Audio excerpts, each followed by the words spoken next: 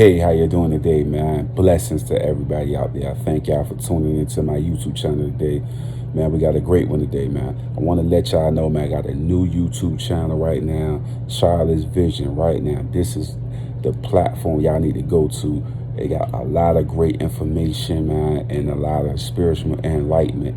You dig what I'm saying? Also, the Patreon is up and booming right now. Got a lot of new content. Come over there, support me, man. And don't forget to donate to the channel. It's Cash Tag Billionaire Charlie. Put in your donations to support the channel, man. Support the livelihood. You dig what I'm saying? Respectfully, so if you support the work, you know what I mean, you love what I do, man, put your donation in. It's Cash Tag Billionaire Charlie. Everything's gonna be appreciated. You dig what I'm saying? Coming right directly to you, man. I love everybody out there. Thank y'all. Don't forget to hit that like, hit the subscribe button, turn on your notifications so you can get all this great information and all the content that's coming out right now. And like I said, I really appreciate all the support that I've been getting from everybody. Remember, we also got the clothing brand right in the description box.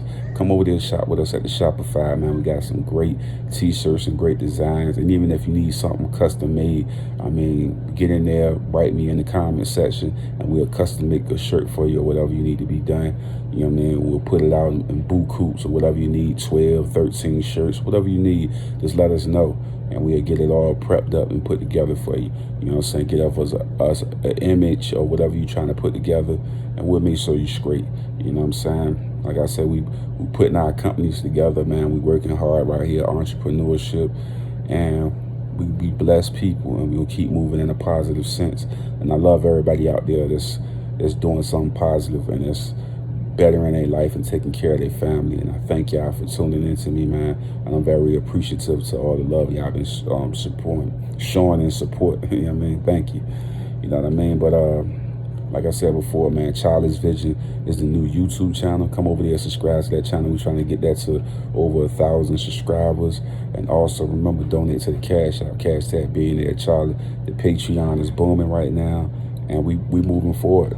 You know what I'm saying? We're gonna start off this year. We're gonna go into the new year in the blessed form. Right now, we're trying to raise money, and with the Cash App, we're trying to get it to 5,000. You know what I'm saying? So put your $5 donation and $10 donation in. We're gonna try to get to 5,000. You know what I mean? Before these 2 months go out. You dig what I'm saying? Put your donations in. We gonna all meet this goal. You dig what I'm saying? Thank y'all, man. I appreciate it. Peace. Good morning. Mr. Douglas, how old are you? I'm 46. Were you born and raised in Los Angeles? Yes. What part of LA have you spent most of your time? Windsor Hills area. Okay, is that in South Los Angeles? Yes. What do you do for a living? I do multiple jobs. I clean the parking lot. I do inventory, oversee packaging. I run the cell phone shop. I'm on the team. Okay, and when you refer to doing all those things, do you mean you do those things for businesses that were owned and operated by Nipsey, Ermias, Joseph Eshkadon, or Nipsey Hussle? Yes. Let me show you Grand Jury Exhibit 2. Can you see that exhibit on the monitor? Miss Annelle, oh, Madam Foreperson, if you would raise the monitor for the witness, please. The foreperson. I'm sorry. Miss Annelle, a little bit more. Okay. And is that a photograph of Ermias Joseph Ashkadon, also known as Nipsey Hussle? Yes. How long have you known, or how long did you know him before his passing? I met him in 2003. And if you could, how would you describe your relationship with him over the years? Like just a good friend, like a son, like a dad, you know, just overall, all around friends, a good friend of mine. Okay, I'm sorry. Did you say what year you met him? 2003. Okay. And what was his connection to the area at 3420 Slauson? Let me show people grand jury exhibit number 4, this area. This area, the area that you referred to when you said, I worked in the parking lot, I do inventory. You're talking about this area, correct? Yes, What is this area? a shopping center. It's a shopping center on Slauson and Crenshaw. Okay, and looking at this exhibit, there's a strip mall with certain businesses labeled Master Burger, Tax Insurance, T-Mobile, Fish, Barber. Did the Ashkadom family own and operate that location? Yes, Now, did they own and operate all the businesses there or just some of them? we own most. They operate most of them. 2 businesses pay rent. Master Burger and the tax place pay rent. Miss Arnell, we need to take a break now. I'm sorry to interrupt your testimony, but we'll get you right back on the stand as soon as we can. Okay, before the break, I had asked him Nipsey because that's what you called him, right? Yes, Nipsey's connection to this area, and you said that the family owned this entire plaza and operated the barbershop, what was going to be the fish restaurant, the T-Mobile store, and the Marathon clothing store, correct? yes, And then they leased out the business space for the Master Burger and the tax and insurance business, correct? we have the insurance company too. Okay, That's on storage. okay. And just so the record's clear, you're referring to the grand jury exhibit number 4. Go ahead, Mr. McKenna. How often, and the person that asked that question was Miss Arnell. I'm sorry, I should have said that. Okay, back to asking these questions. How often did Nipsey visit this area? Let's say in a year before his death. How often would he come by this location? If he was in town, I would see him just about maybe every morning. He would roll up, like maybe he'll catch me out there maybe 8:30 in the morning, 7:30, or I would see him going down Slauson to drop his daughter off. If he was in town and he wasn't on a show, he would just show up about every day or every other day. Okay, In the morning times. in the year before his death, give us a sense of how often that was. I would say 3-4 times a week if he's in town. If he's in town, Yeah, how often? Were there some months when he wouldn't come at all? no. Okay, so If he had a busy work schedule or whatever, it may be. If he was in town, he was definitely coming by the shop. So, is it fair to say that if he visited this area at least once every month in the year prior to his death, Yes, and it would vary depending on what his schedule was, whether he would be there a couple times a week or maybe some weeks not at all. yes. So when he visited this location, were there public appearances? Were they announced visits, or would he just stop by and just work the business? He would just stop by. When he was there, generally speaking, what would he do? Normally he would roll up and just be in his car. Most of the time texting or whatever. He would get out his car occasionally and talk to people, but most of the time he would roll up and basically sit in the car, you know. If he had an appearance or if it was a public event, then we would all know. So he normally would just roll up on his own. When he visited on prior occasions, that's prior to March 31st, would he typically arrive there alone or with security? Always by himself. He would always. Only time he ever really had security is when he was on the road or on tour. As far as being in the inner city or coming to the job, he never had security ever. Were you expecting to see him on March 31st? No. When did you first become aware that he was at the location that day? Just that day, I was doing my normal rounds or whatever it may be, and looked out, and he pulled up in the parking lot. Approximately what time did he get there? You know, I have no idea, but it had to be around lunchtime because I had just ordered my lunch. So I normally take my lunch. Around 1, so I'm not really sure of the exact time though. And if you could tell us, was there anything distinctive about the way he was dressed that day? Nipsey? Yes. Distinctive? I remember he had on some shorts. Do you recall whether he had anything on his head? Oh yeah, the do-rag on his head. What color was the do-rag? I'm not sure. I can't tell. I can't recall offhand. All right, let me show you.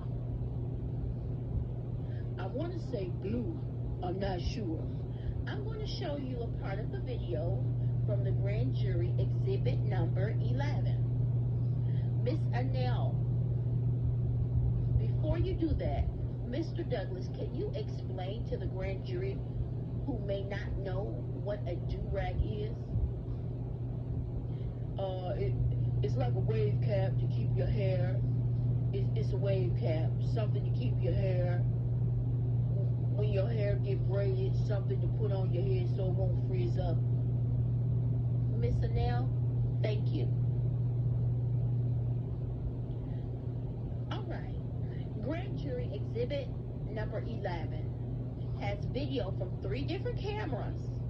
This will be cam number 6, and this particular clip has a date and time stamp at the top left. I'm going to go to 13:42 and 50 seconds and ask you to watch some of this video here. Now I want to call your attention. Let me approach. I want to call your attention to the top right portion of the video as we look at it, okay? I'll start at 13 minutes, 13:42:29. We're looking up here. Exhibit 11, Cam 6 play. Now, in the interest of time, I'm going to advance this clip to 13:46 and ask you to focus on that same. Did you see a dark colored vehicle pull in and park in front of the barber shop? Yes. Okay, I'm going to ask you to continue to focus on that video, and I'm going to go to 13:46. You see the person getting out of that vehicle? Yes. Do you recognize who that is? Yes. Who is that? Nipsey Hussle.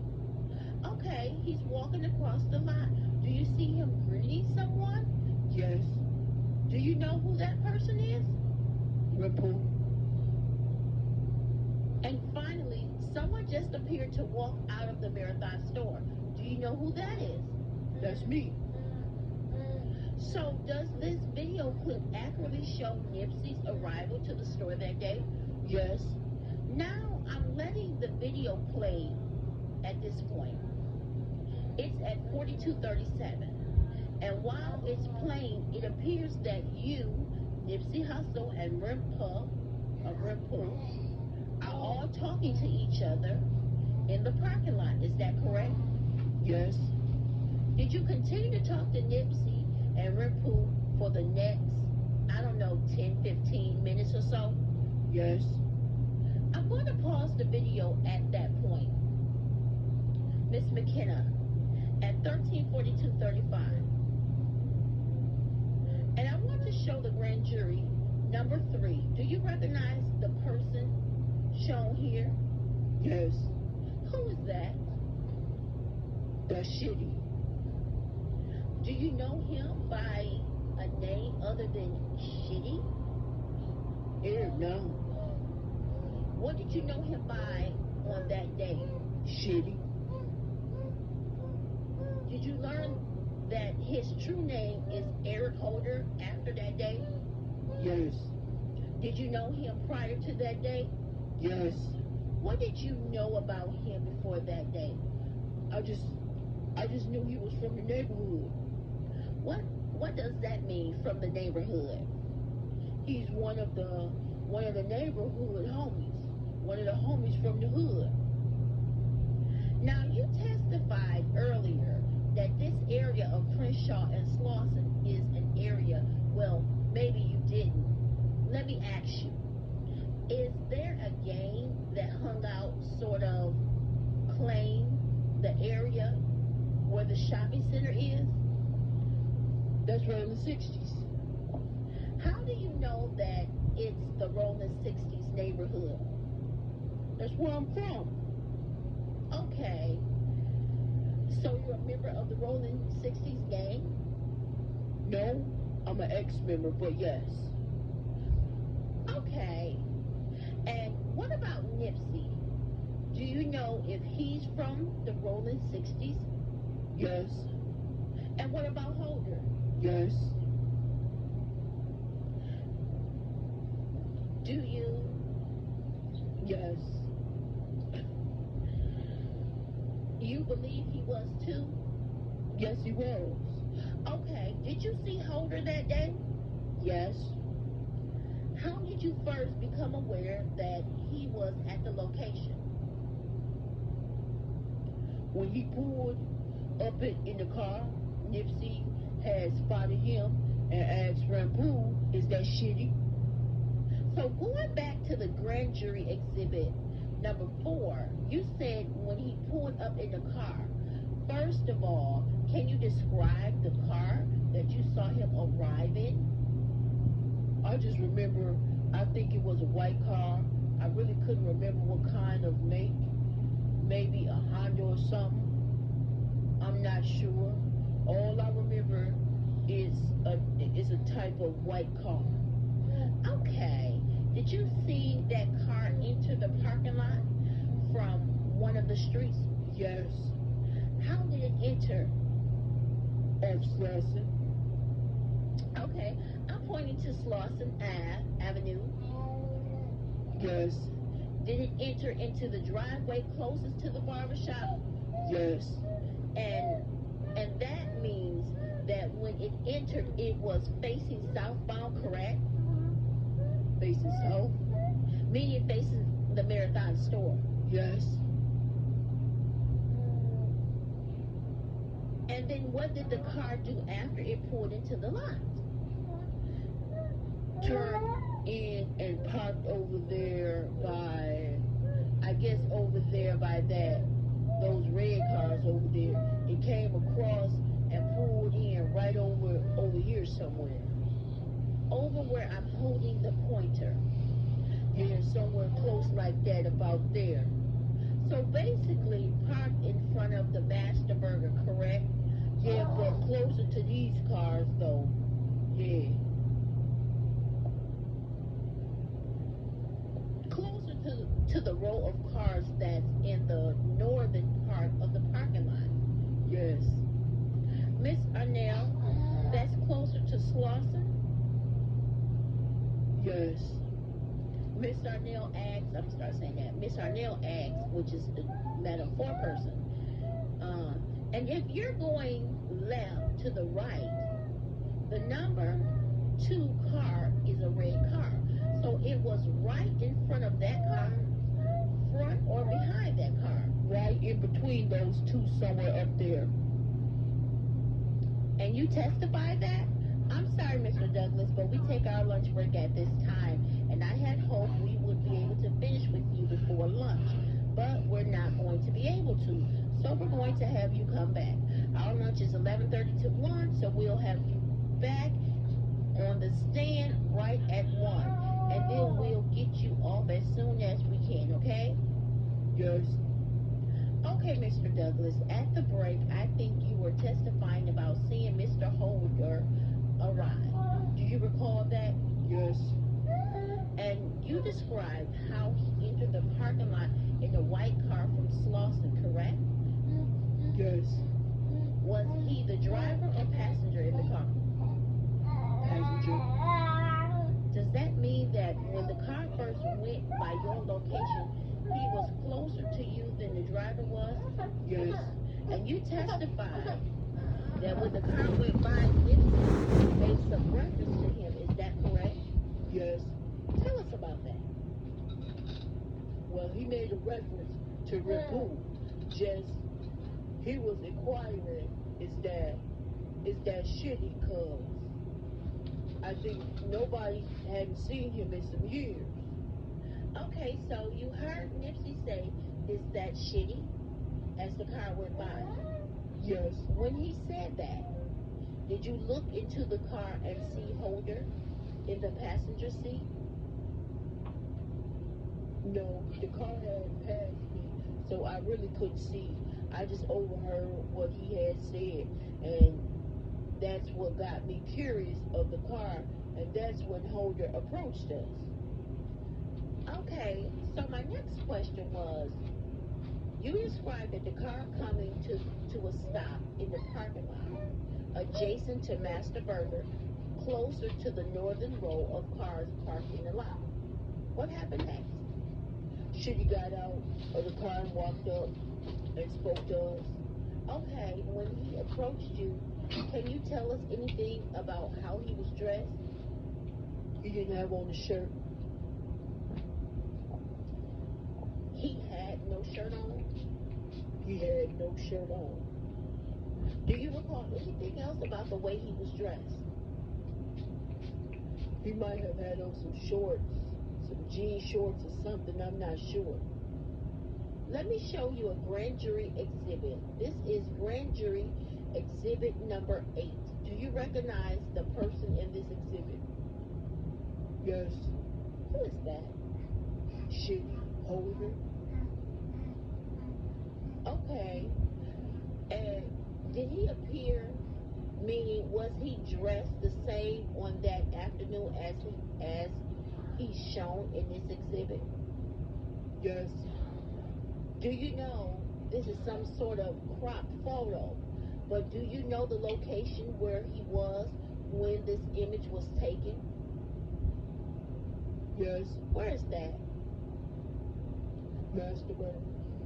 Do you recall approximately how long you were in the lot with Nipsey before Holder arrived? Maybe a good 30, 40 minutes, maybe. About 30 minutes, something like that. 30, 40 minutes. During the time period you were with him, did you ever leave his side?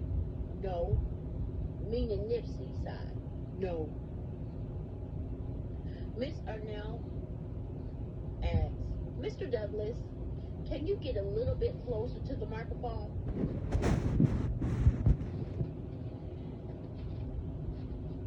And in that time period, from the time he arrived to the time Holder arrived, can you tell us just generally what was going on?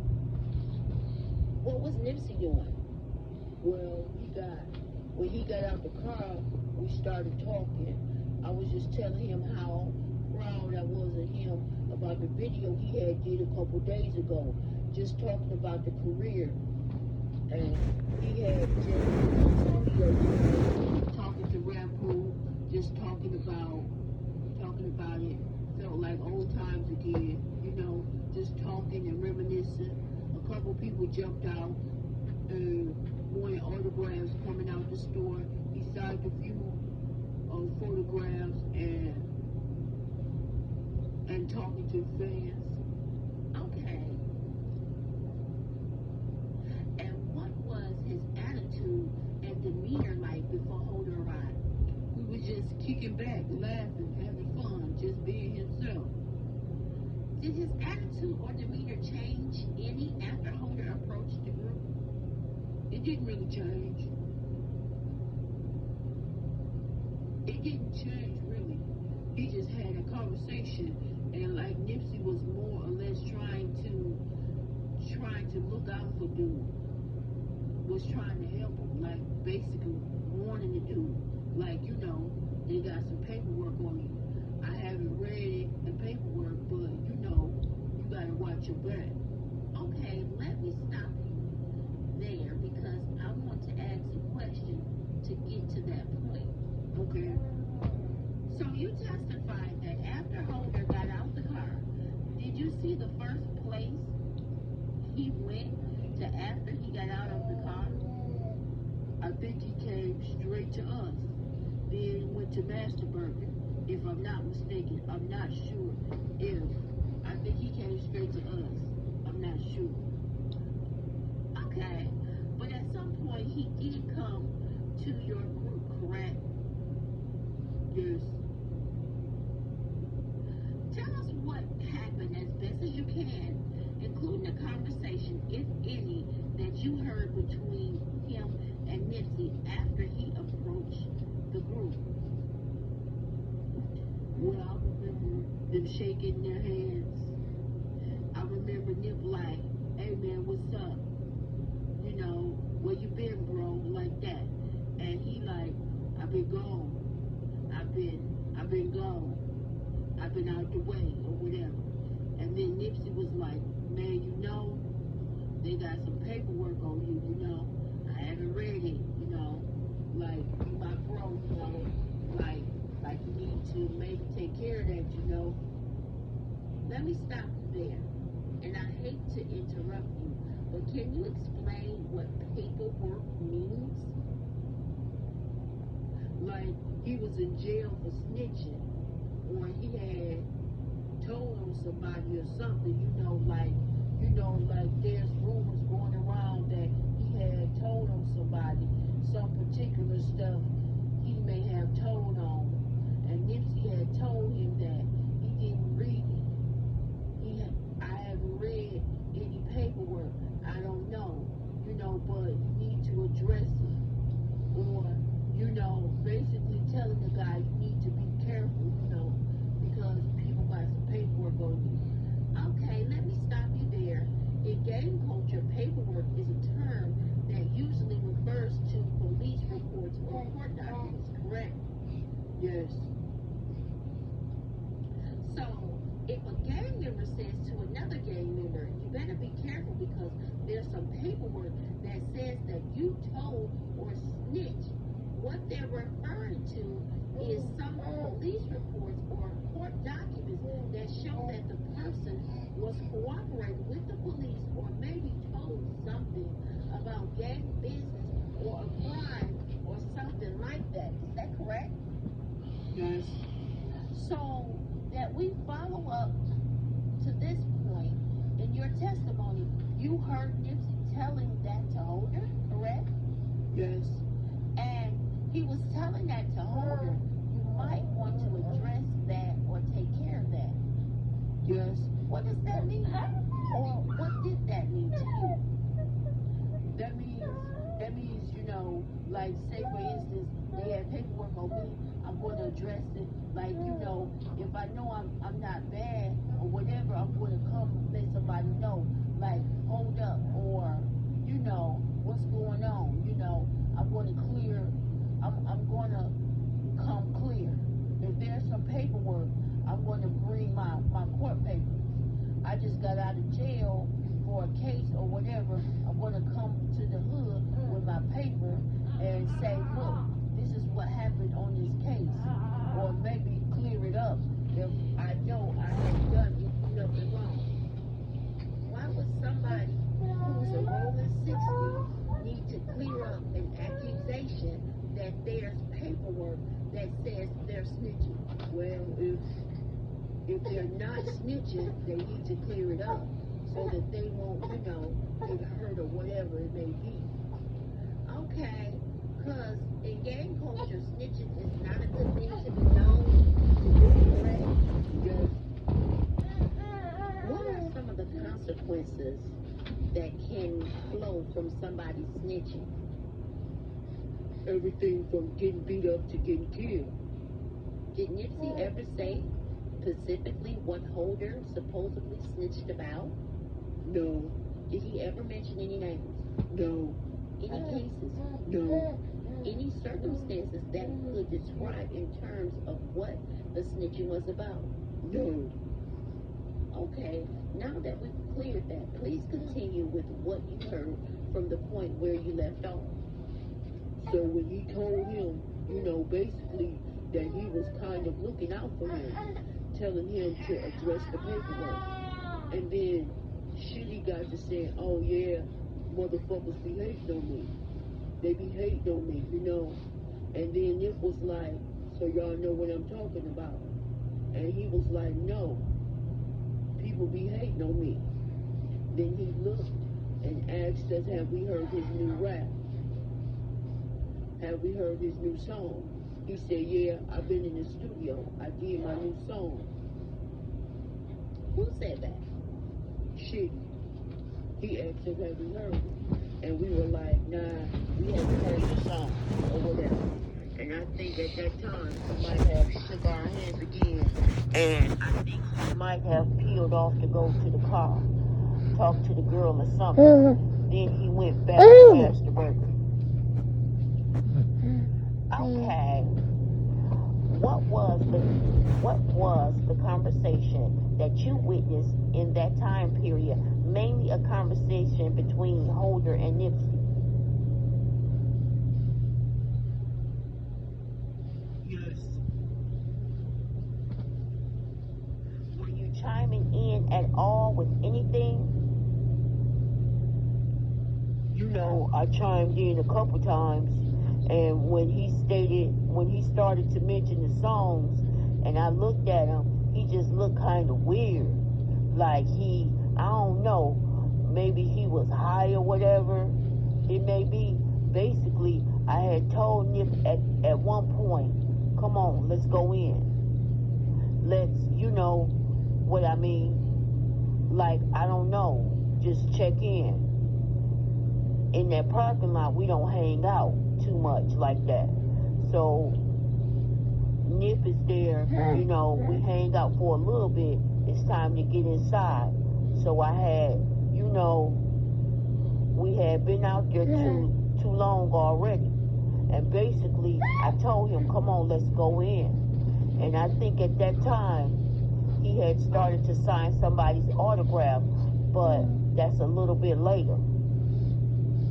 Was there anything about Holder that made you feel like you wanted to get Nipsey away from him? I mean, it was a straight snake move. Something in my gut. I felt something in my gut, and I asked myself, like, at that split second, I asked myself, why do you feel this way? Just his presence made me I had an uneasy feeling about him. His demeanor and the stuff he was saying. It was like, it was no hint of animosity. There was no hint of anything. Like I said, it was a straight snake move. Had they had any type of words, I would have escorted him out. Had they just had, any type of, it was just a straight snake move. I never in a million years would I have thought he would have came back and done that, judging by the conversation. I understand somebody's arguing and somebody leaves out and you can kind of expect that, but there was no argument. There was never no argument. It was never, like I said, Nipsey was basically looking out for him, telling him that, I haven't read it, I don't know if it's true or not, but you need to address it. That's what Nip was doing. And what about Holder's attitude? I know you said that was a conversation that didn't seem particularly heated to you, right? Yeah. They were both speaking in a normal tone of voice. Yeah. Do you feel anybody was disrespecting the other person? Not at all. Not at all. Had any disrespect went down, I would have escorted him off the parking lot. Okay, let me show you an exhibit. This is Grand Jury Exhibit number 9. Okay? Do you recognize what's shown in this exhibit? Yeah. Okay, let me ask you some questions specifically. Now this is an exhibit that shows the parking lot in front of the Marathon store, correct? Yes. Do you see this white car here off to the side of the exhibit? Yes.